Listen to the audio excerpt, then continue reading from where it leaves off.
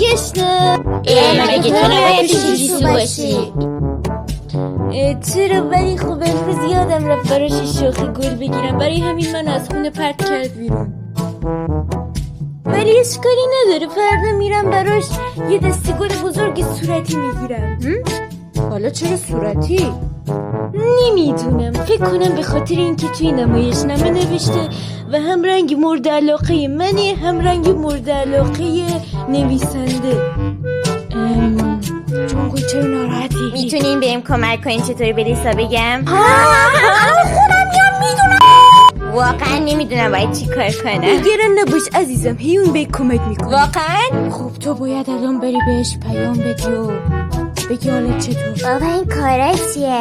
خانما گل تو باید بری براش دسته گل بگیری. اعتراف کردم باید جالب و خفن باشه. صدایی نشنیدین؟ حس صدای قلب من بود. مسخره کردی؟ واقعاً که. میگم و من نظرم اینه وقتی دیدیش این کار انجام بدی. داره چی غلطی میکنه؟ برو بابا، وقتی جیسا دیدی این کار کردی؟ بیا تا بهت نشون بدم باید چی کار اینو کنی. باید ببینم. باید جذاب و مردون انجامش اینطوری. کجا؟ دارم میرم کاری که گفتین رو انجام بدم. نه